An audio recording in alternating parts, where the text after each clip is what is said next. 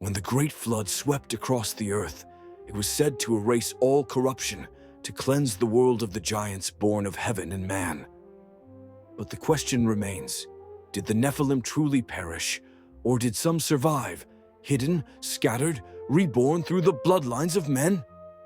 After the flood, Scripture speaks again of giants, in Canaan, in Bashan, in Gath, a haunting echo of a forbidden past that refused to die. So, did the Nephilim survive? Maybe the flood drowned the earth, but not the memory of those who defied heaven. Follow for more.